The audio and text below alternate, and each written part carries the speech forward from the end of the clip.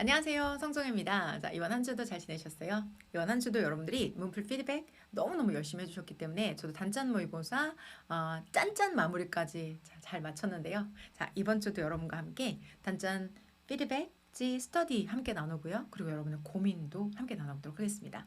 시즌은 바이아우로 이제 국가직이 50여일도 채 남지 않은 시점에서 여전히 여러분이 하고 계신 고민, 그 고민을 좀 더 깊이 들어가보는 시간으로 마련했습니다.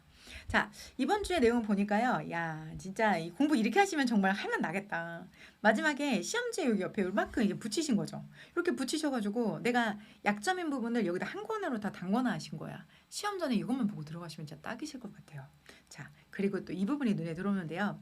37분 유유 시간 줄여야 되는데 주춤하지 말고 별표 하고 넘겨 스스로에게 하시는 말씀이겠죠. 그래서 여전히 시간 때문에 고민하고 또 고통받으신 여러분들 계신 것 같아요. 그래서 좀 더 깊게 이해 관련된 이야기를 여러분과 나눠보기 위해서 준비한 시간입니다. 문제풀이 시간이 줄어들지 않아요. 시간 단축 어떻게? 이 고민이요. 그래서 저와 함께 계속해서 단짠 피드백 모의고사 함께 해주신 여러분들도 여전히 이 고민 남아 계실 수 있겠고요. 그리고 또 혼자 개인적으로 공부하신 여러분들도 시간이 여전히 여러분의 발목을 잡고 계시다면, 그래서 이 신비한 알고리즘의 힘으로 해당 영상까지 여러분 함께 보셨다면 가치 있는 이야기 그리고 지혜 함께 나눠볼 수 있도록 열심히 준비했습니다. 화면 집중해서 봐주세요. 우선 정혜쌤의 솔루션. 이제 문제에 관련돼 있어서 시간은 사실은 아주 여러 가지 요소들이 있어요. 그래서 각 문항별로 시간을 줄이는 방법은 사실은 GS 전략에서 유형별로 선택지를 어떻게 분석하느냐에 따라서 달라지죠. 그래서 사실 이런 구체적인 유형별 접근법은 잠시 뒤에 저랑 문항 하나를 또 같이 풀면서도 말씀드리겠지만, 오늘은 그런 문항 하나에 대한 이야기가 아니라 시험지 전체를 놓고 봤었을 때 이 영어 과목에서 어떻게 하면 시간을 줄일까? 그에 대한 고민을 우리 같이 한번 이 시간에 해보도록 할게요. 제가 여러분에게 드리고 싶은 이야기는 우선 전체적으로는 여러분, 으뜸은요 단어죠. 단어를 모르면 안 되죠. 시간이 안 줄어요. 근데 단어만 알아도 또 단어는 아는데 이 문장이 뭐라고 하는지는 모르겠고요. 마지막에 시간이 부족해. 왜?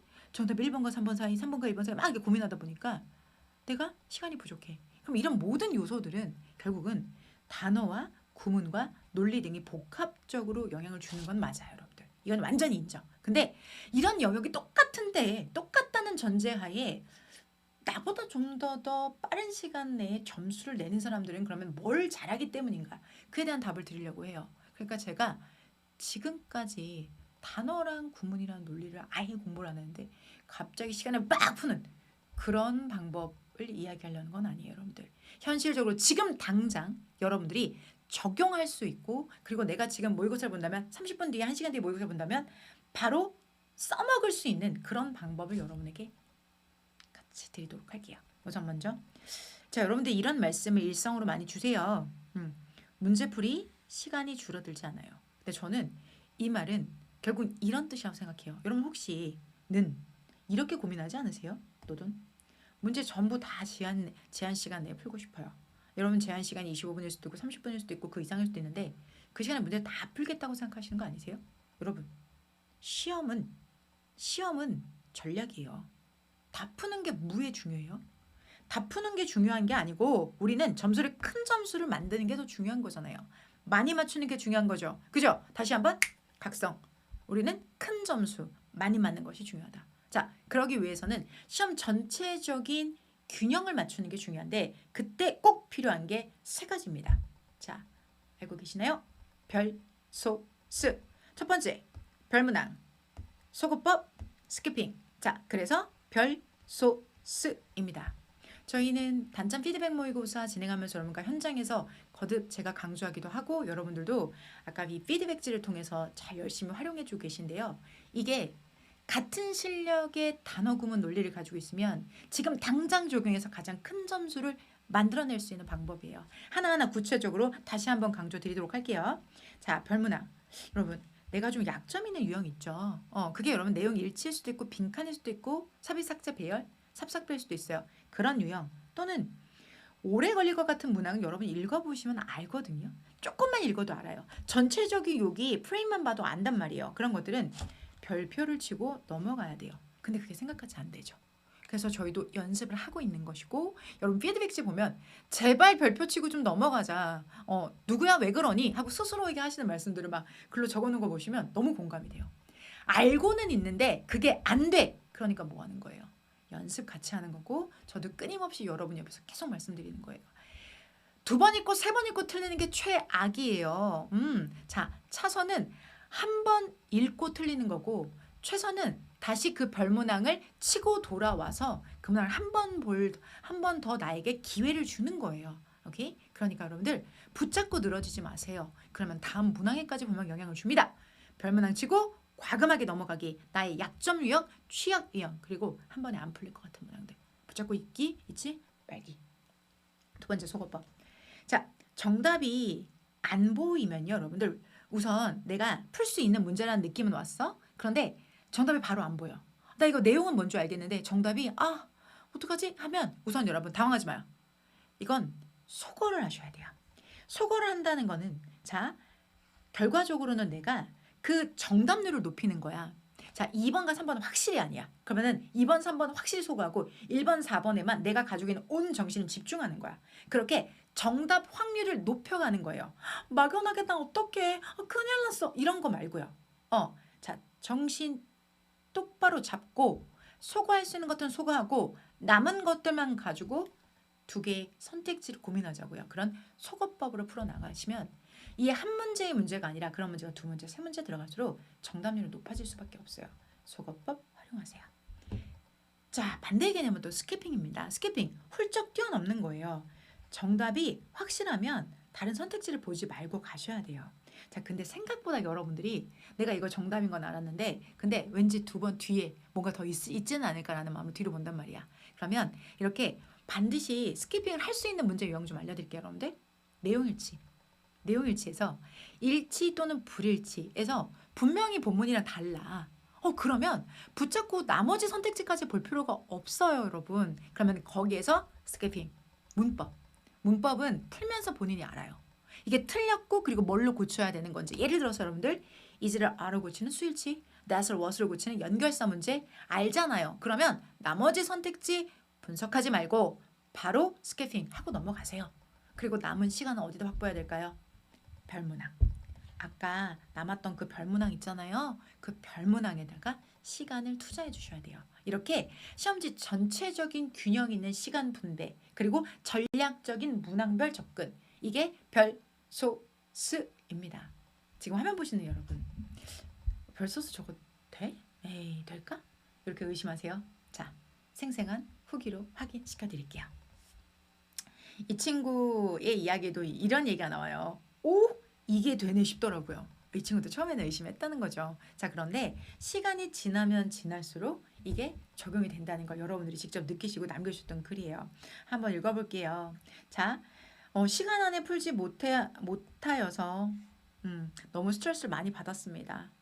천천히 풀면 30분 넘게 천천히 풀면 18개를 맞으시니까 이분은 변수가 딱 속도인 거잖아요. 그래서 속도만 어떻게 잡으면 될 것 같아 성정희 교수님과 상담해보니 별소스를 이용하여 풀어보라고 하셨습니다. 7회부터는 일부러 별소스를 염두에 놓고 보니 확실히 시간 단축이 되어서 이게 되네 싶었습니다. 됩니다. 자, 우리 모의고사 이름이 단짠이잖아요. 그래서 이 친구 말에 전 너무 공감을 많이 했는데 달달한 난이도, 우리가 적정한 난이도고요. 짠, 약간 어려운 난이도, 이렇게 단짠 시험을 보는데 사실은 24년도 시험이 저는 이게 공감이 많이 갔어요. 국가직이 짜였고 지방직이 단이었던 거 맞았어요. 그러니까 시험의 난이도는 이 상황에서 누가 감히 시험은 평이할 거다, 어렵지 않을 거다 이런 말을 감히 합니까? 어떤 시험에서도 풀 수 있게 만들어주는 게 가르치는 사람, 준비하는 우리의 자세라고 저는 생각해요. 그래서 저희 단짠 함께 하는데요. 자, 우리에게 별소스가 있다. 이분은 어떻게 활용하셨는지 한번 보도록 할게요. 이미 경험이 있는 24년도에 수험을 봤던 우리 N수생 수험생 분이십니다. 시험이 어렵든 쉽든 최대한 많은 점수를 확보하는 것이 결국은 관건이라고 선생님은 하셨습니다. 맞아요. 큰 점수 만들어야 되죠. 당황하지 말고 별문항, 속어법, 스키핑을 활용해서 변별력 있는 문제까지 모두 다 맞출 수 있도록 연습하게 단짠 모의고사를 통해서 되셨대요. 너무너무 축하드려요. 자, 단단한 점수차가 있긴 있었는데 후반부로 갈수록 점점 점수가 비슷해지고 문제 푸는 시간이 안정화되어 갔습니다. 직접 단짠을 경험하시면서 시간 관리까지 하셨다는 이런 후기 등을 통해서 여러분들도 느끼셨으면 좋겠어요. 지금의 단어를 더 외워라, 구문을 더 연습해라 이런 얘기를 하는 게 아니고 지금의 여러분이 가진 실력을 최대치로 끌어내서 큰 점수를 만들 수 있는 방법이 시간에 대한 분배에 관련된 발문항 소거법 스키핑이 있습니다. 꼭 지금 어떤 모의고사를 보고 계시더라도 꼭 그 모의고사에 적용하셔서 큰 점수, 문제를 다 푼다는 것에 집착하는 모습 아닌 큰 점수 만들어내셨으면 좋겠습니다. 이번 주 문풀 피드백지 스터디 여러분과 함께 하도록 할 건데요. 이번 주는 저희 짠짠 마무리를 했었는데요. 자, 오답률이 높았던 문항들만 싹 모아서 여러분과 함께 풀어봤습니다. 그 중에서도 지금 주제를 묻는 이 문제가 오답률 순위로 올라와서 여러분과 함께 해보셨는데요. 사실 주제 문제는 오답률이 지금 67.2%라고 제시되는데 이거보다 좀 더 자, 정답률이 67.2%로 제시되는데 사실 정답률이 이거보다 좀 더 높아요. 곧 오답률이 이보다 더 낮다는 거죠. 그런데 이 문항은 60% 전후로 나왔기 때문에 이 부분은 쉽지는 여러분이 않으셨던 문제이죠. 근데 제가 이 문제를 풀면서 여러분에게 말씀드렸던 게 여러분 항상 이 한 문항 주제 유형에 대해서 제가 시간 분배를 하는 방법 그리고 점수를 꼭 내는 방법을 여러분에게 꼭 전개해서 알려드리는 게 바로 GS 전략이잖아요. GS 전략에서 첫 번째는 선택지예요, 여러분들. 선택지 분석을 먼저 해서 내가 전략을 가지고 지문을 보셔야 두 번, 세 번, 자, 이유 없는 읽기가 필요하지 않는 게 되거든요. 두 번, 세 번 읽지 않고도 정답을 풀 수 있는 것은 바로 전략적인 선택지 분석입니다. 자, 바로 한번 적용해 보도록 할게요. 여러분 여기 지금 선택지를 보시면 recession과 depression, recession과 depression, 그리고 recession과 depression 보이시죠, 여러분들? 그러니까 recession이 우리가 경기가 감퇴하는 거, 경기가 불황이 오는 거 이런 부분에 대해서 내가 잘 몰라도 괜찮아요. 발음은 그러니까 이 내용의 단어까지는 정확히 기억하지 못해도 돼요. 그런데 recession이라는 게 있고 depression이라는 것이 선택지에 반복적으로 보여요. 그럼 결국은 이게 economic decline이라는 말로 하나로 묶일 수가 있죠. 그러면 결국은 지금 제가 노란색으로 체크한 부분이 뭐에 해당이 되는 거냐면 소재인 거예요. 그럼 여러분들 소재는 지금 모두 다 담고 있어요. 그러면 소재가 담겨진 게 무조건 정답이다. 소재를 가지고 그래서 어쩌라고 그러면 이 소재를 가지고 어쩌라고 하는 결국은 뭘 담고 있어야 될까요? 방향을 담고 있어야 돼요. 자, 이 방향이란 건 뭐냐면 이 소재 두 개를 그래서 가져다가 어쩌라고. 그게 바로 지금부터 말씀드린 이 부분입니다. 자, 그 방향 이거죠. 여기 보세요. 해결책이니 원인이니 아니면 비슷하다는 거니 differences 다르다는 거니 여기서 차이를 내셔야 되는 거예요. 결국은 여러분들은 이거를 맞춰내는 것까지 함께 하셔야 되는 거예요. 왜?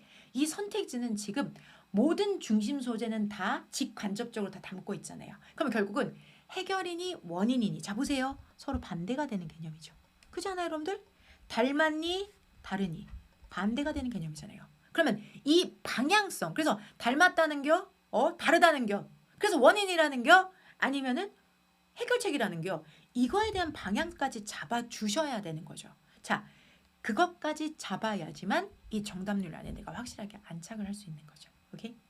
자, 그러면 해당되는 질문 저랑 같이 한번 읽어보실 건데요. 자, 볼게요. 먼저 여기에 이런 얘기가 있어요. 이런 얘기 나오네요. NBER이라는 요 기관이라는 것이 recession에 대해서 자, NBER이라는 기관이 recession에 대해서 이렇게 정의하고 있었대요. 경제적인 감퇴의 기간. 그럼 경기가 뭐하다는 거예요, 여러분들? 지금 경기가 안 좋다는 얘기죠. 그죠? 자, 그러면 이런 경기 쇠퇴기가 있는데 자, 그런 쇠퇴기에 대한 정보를 지금 여기서 말해줬어. 그러면 거기에 대해서 뒤에 있는 문장 보니까 또 뭐라고 나냐면 recession에는 이라고 나오죠. 뒤에는 또 뭐에서 이야기가 나냐면 recession에 대한 정보가 쭉 또 나와요. recession에 대해서 이런 recession 13번이나 있었다 이런 얘기가 나오는데 갑자기 여러분들 여기서부터 뭔 얘기를 하냐면 사람들은 걱정합니다. 경제적인 디프레션. 새로운 소재 디프레션이 나왔어. 근데 그것은 리세션에 비해서 훨씬 더 드물다라고 하네요. 자, 그러면 리세션이라는 것에 비해서 훨씬 더 드물다라고 해서 글이 여기서부터는 어떤 거예요? 딱 나눠진다는 거죠. 그러면 앞에 부분까지는 뭐를 제시하고 있는 걸까요?